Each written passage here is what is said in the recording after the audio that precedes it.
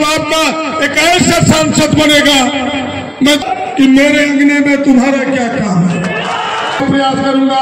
ये मैं पहला वचन आपको देता हूँ। और दूसरे गरीबों की लड़ाई लड़ते हैं रहेंगे और कहते हुए आप सब जानते हैं कि वो सेवक नहीं है, लेकिन प्रदीप यादव आपका सेवक बनेगा। प्रदीप यादव आपका एक ऐसा सांसद बनेगा। मैं दो ही वचन देता हूं लोगों को कि 15 वर्षों से क्षेत्र में आज तक एमपी के सारे लोगों ने चेहरा नहीं देखा कि गोरा है कि काला है। मैं तो परसों जरमुंडी गया था 2 दिन पहले। पांचू दास एक झारखंड मुक्ति मोर्चा के दलित के बड़े नेता हैं, उन्होंने बड़े प्यार से मुझे बिठाया, बोले भाई साहब बगल में बैठिए। और उन्होंने कहा कि परसों आए थे। हमने कहा कौन? तो बोला दुबे जी। तो बोले तब क्या हुआ? बोला हमने बड़े प्यार से बिठाया और एक बड़ा सा मोटा माला पहनाया और उन्हें कह दिया कि मेरे अंगने में तुम्हारा क्या काम है। बस इतनी ही बात कह देनी है उसके कान में कि जाओ झारखंड बन गया। अगर तुम्हें लड़ना है तो जाओ गंगा के उस पार, तुम उस चिकनी मिट्टी में लड़ो, पथरीली भूमि झारखंड के बेटे के लिए छोड़ दो। हम सब लड़ेंगे झारखंड के हक और अधिकार के लिए। इसलिए बहनों भाइयों, मैं फिर से इतनी ही बात, क्योंकि जल्दी जाना है, मैडम कल्पना जी को मैं इतनी ही बात कहूंगा कि मैं आपको केवल इतना वचन देता हूं जो 15 वर्षों से आपने सांसद गांव में देखा नहीं।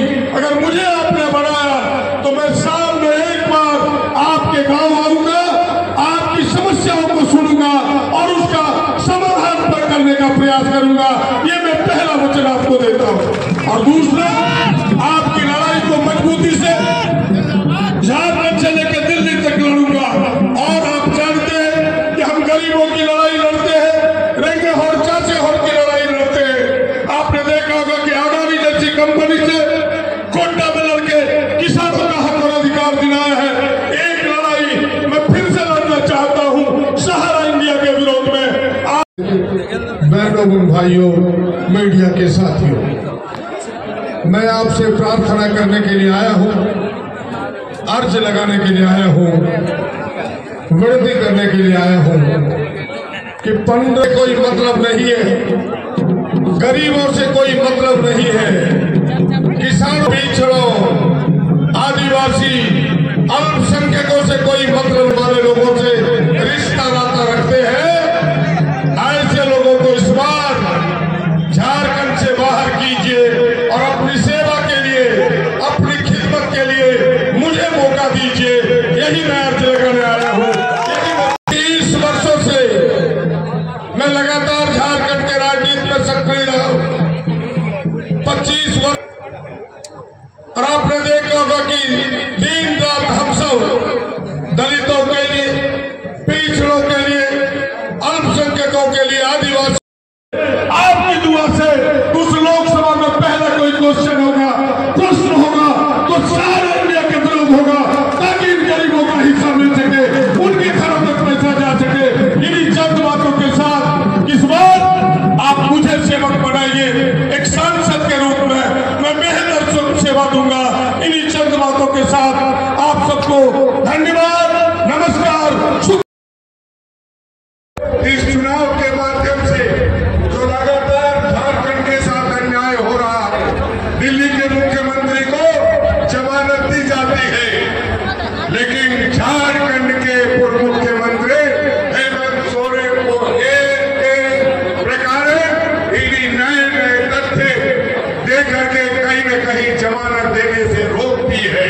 इसका मतलब सीधा है कि हिंदुस्तान में अगर कहीं सबसे ज्यादा अन्याय हो रहा है तो वो झारखंड के साथ हो रहा है।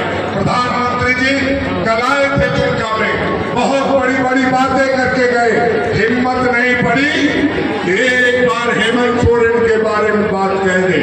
उनको ये पता चल गया है कि जो हमने गलती की है उसका नतीजा झारखंड में हमें भुगतना पड़ेगा। उन्होंने झारखंड के लोगों के साथ दगा किया है और झारखंड की जो बहू है कल्पना सोरेन, उसके मंगलसूत्र को छीनने का प्रयास किया है। आपको बदला लेना है। हम लोग लगातार कह रहे हैं कि जेल का ताला टूटेगा, हेमंत सोरेन छूटेगा, वो आप ही उस चीज को मजबूती प्रदान कर सकते हैं। प्रधानमंत्री जी से मैं इतना ही कहूंगा कि हुकूमत के लिए एक भी आंसू, हुकूमत के लिए एक ही आंसू काफी है।